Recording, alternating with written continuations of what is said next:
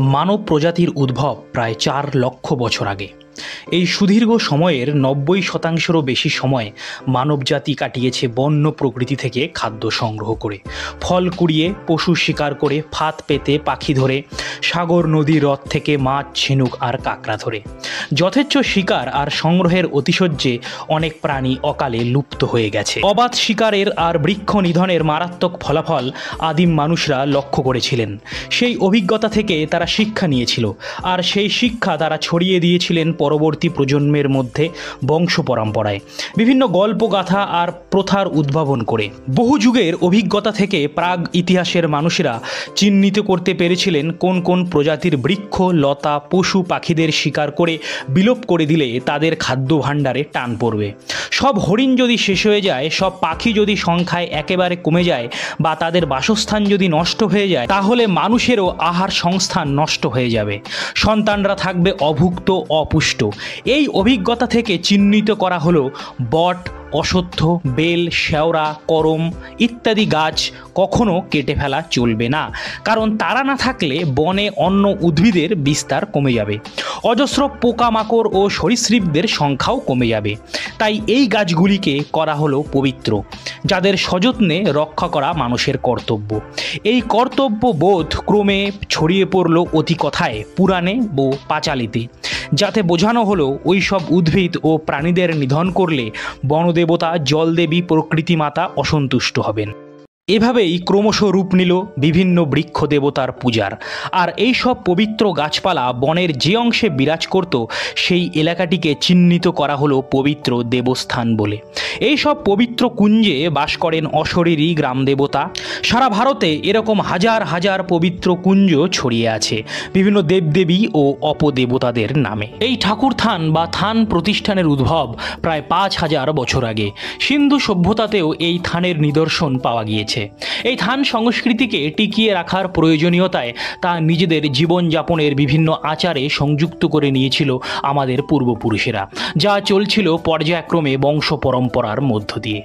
আজ থেকে হাজার হাজার বছর আগে আদিম মানুষেরা নিজেদের অভিজ্ঞতা থেকে যে শিক্ষা পেয়েছিল তা ছড়িয়ে দিয়েছিল পরবর্তী প্রজন্মের মধ্যে। বংশ পরম্পরায় যা চলছিল নিজেদের ধর্মীয় সংস্কৃতির অঙ্গ হিসেবে। পরম্পরাগত এই ধর্মীয় সংস্কৃতিকে কুসংস্কার বলে অস্বীকার করার অর্থ হলো এই প্রজন্ম তার পূর্বপুরুষের অনেক বছরের জমানো অভিজ্ঞতাকে অস্বীকার করে নিজেদের সংস্কৃতি থেকে তাকে বাদ করে দেওয়া। পুরনো সমস্ত রীতিনীতির সব কিছুই কুসংস্কার, এমন ভাবনা একেবারেই ভুল। আমাদের পূর্বসূরীরা এভাবেই থানের মধ্য দিয়ে পরিবেশ রক্ষায় গড়ে তুলেছিল হাজার হাজার অভয়ারণ্য।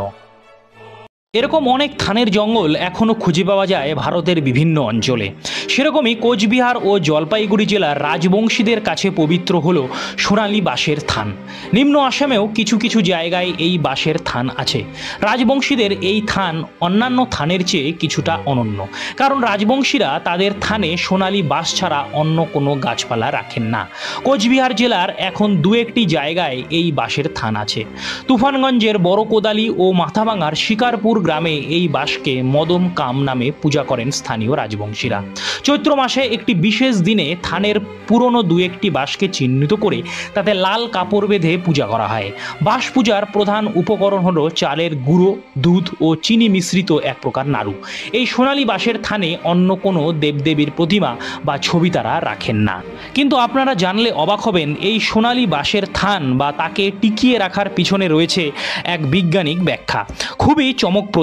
আজ থেকে কয়েক হাজার বছর আগে সেই বিজ্ঞানসম্মত চিন্তাকে কিভাবে তারা উপলব্ধি করতে পেরেছিলেন, এও এক বিস্ময়। বিজ্ঞানকে মিশিয়ে যে আচার বা সংস্কৃতি রাজবংশীরা গড়ে তুলেছিলেন, আজ সে সম্পর্কেই আলোচনা করব।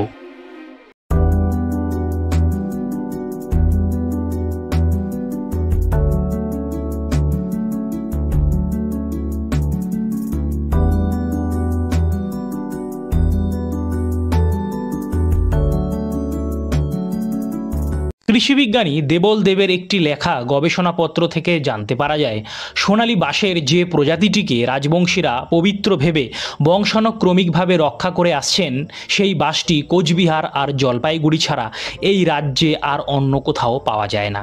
এই দুই জেলাতেও এই বাঁশ খুবই দুর্লভ। নিজেদের অজান্তেই রাজবংশীরা তাদের পূর্বপুরুষের সৃষ্টি করা ধর্মীয় সংস্কৃতি উদযাপনের মধ্যে দিয়ে রক্ষা করে চলেছেন প্রাকৃতিক সম্পদকে। এই প্রসঙ্গে আরেকটি লোকাচারের উল্লেখ এখানে করা দরকার, যা কালের নিয়মে হারিয়ে গিয়েছে।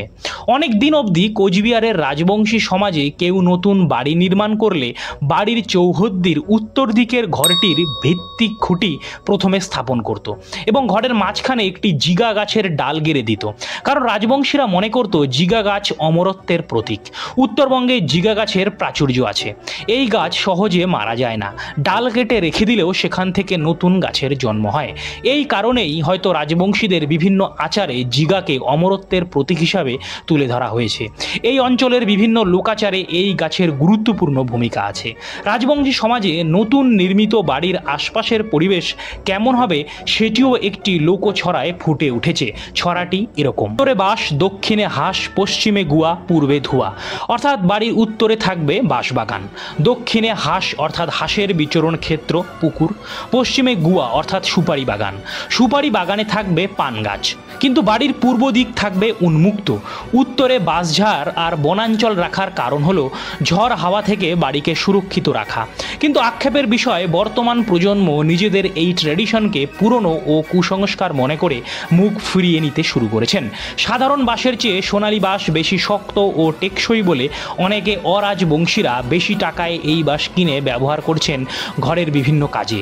পড়াশোনা জানা নতুন প্রজন্মের রাজবংশী যুবকেরা নিজেদের ভাষা ও সংস্কৃতি নিয়ে আন্দোলনে সামিল হলেও তাদের পূর্বপুরুষের তৈরি করা এই থানের মাহাত্ম্য ও নিজস্ব লোকাচার নিয়ে প্রশ্ন করলে তারা এই সব কুসংস্কার বলে উড়িয়ে দেয়।